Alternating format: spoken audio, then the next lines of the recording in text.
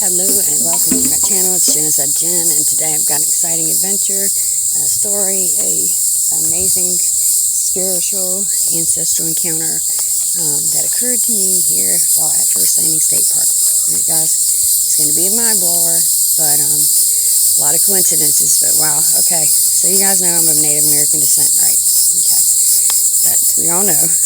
And I've been staying here at First Landing State Park for a little bit, camping. In the woods, soaking up the nature. So I'd moved campsites because it's summertime and they're pretty booked here and yada yada yada, and it's hard to get like consecutive days in a row this time of year unless you're booked way in advance. Well, it was last minute, so here I am. I get to this campsite, I move, and it's been a grueling adventure. But I mean, I know I've grown a lot as a person, spiritually and strength and everything, every kind of way. You know, it really does help you grow. So I get to the campsite, whatever, and we're setting everything up. And I'm looking around, and I find right behind my campsite, I'm actually looking for some kindling and whatnot to start a fire because the bugs are obnoxious and horrible. So I'm looking for kindling. Right behind my campsite, I find a abandoned, looks like, or left there for me, a gift, and it is a freaking teepee, okay? Not kidding, an actual teepee. A teepee tent that sleeps 7 people, and it's completely empty, and there's nothing in it, alright? I know. And I'm looking around to see if it's a campsite there, what the number is. Maybe someone just left it. Maybe they went to the beach or something, and we're going to plan on coming back. But no, that really wasn't the case. It isn't an actual campsite there. So, I'm there for a couple days, yada, yada, yada. And I'm thinking, okay, well, if no one comes back for this, then I'm probably going to keep it because I kind of wanted one, and I looked at them online, and they're really cool, but they were kind of expensive. So I already have a tent, but I thought, why not have a teepee tent, you know? So, yeah. So 2 days passes, no sign of anyone coming back for their teepee, and finally talk my man to come in over there with me and checking it out, and like, I kept telling him about it, and he's like, oh, okay, well, all right, well, probably was a squatter or something, you know. I'm like, okay, I don't know. So I believe it's having this overwhelming feeling that it was left there for me for some reason. It was like meant to be kind of thing. And as we're over there checking it out, we make the decision, yeah, we'll keep it. And it's obviously not a campsite, and no one's been here for days, and there's nothing here, no personal effects or anything. So as we're sitting there packing it up, taking the poles out and everything, and laying it down so we can carry it back here to our site. The most brightest, beautiful, reddest I've ever seen redbird, the cardinal, comes in lights on a tree branch right there by us and stares at me and literally looks into my soul. I just got goosebumps as I said that. And it's like gave me a nonverbal message, like a spiritual message. And I had this overwhelming feeling, yes, this is for you. And I had an overwhelming comfort come over me in my desperate time of need, because it's been a really hard time for me, okay?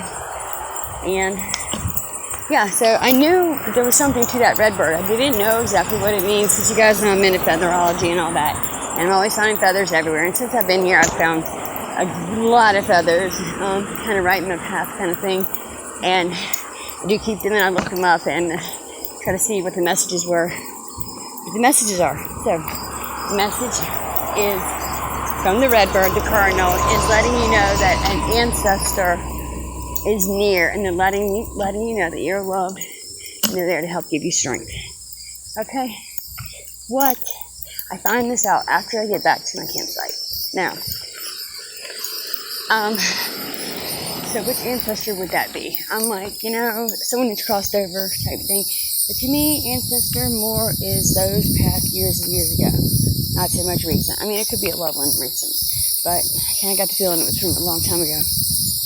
And, so yeah, basically, I also got, information, psychically, that I needed to take a look at. I knew this was First Landing, which is where the first Englishmen came and landed here on what we now call United States, America. And I knew this was the site.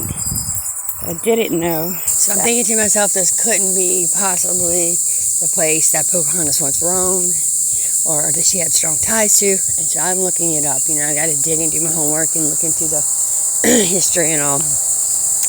And Pocahontas' dad was a Indian chief leader, tribe leader, and his name, she was from the Powhatan Indians, which were native to this area, specifically where I'm at now, and Chief Powhatan was her father. Right? No way. Okay, seriously. Plus, I go to the visitor center. Well, before I go up there, I want to know, I'm doing some digging about first landing and the first settlers and all that, yada, yada, yada. Come to find out, there is actually an Indian gravesite here, and there are 64 Native Americans buried there to this day. So, yeah, it's you're not supposed to take a picture there because, you know, Native Americans don't want you to do that. They don't want you to do that. It feels like you may steal their soul. So, there's not a lot of pictures online, but there is a lot of literature on the site.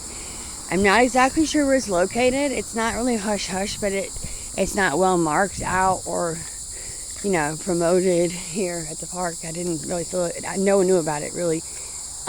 Actually, ended up talking to a park ranger about it and asked her if she had been there. She said no, and she really wanted to go too. So she said, well, let me know how it is when you go there. So I do feel the need to go visit and pay homage, I guess you would say, to my people and say thank you for the teepee.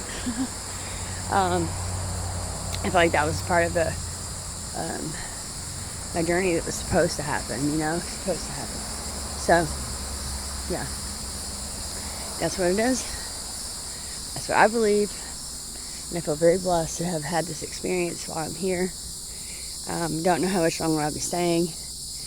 I have yet to venture over to the Indian grave site. However, just wanted to let you guys know what I've been up to and share with you this wonderful story of how our ancestors can influence our lives today. And guys, so be aware what's around you. You may miss messages and important things that our loved ones from years ago are trying to tell us that we need to know today to give us strength to get through these crazy times in life. If you hear the roadway, the cars, I'm on the one side of the park where, right in second, where there's a road right beside the park. It's kind of noisy, not my favorite place, so I'd rather be more in the dead of the woods. So, alright guys, it's been Genocide Jen, light, love, and only the highest in vibrations. My peoples. I love y'all. Until next time.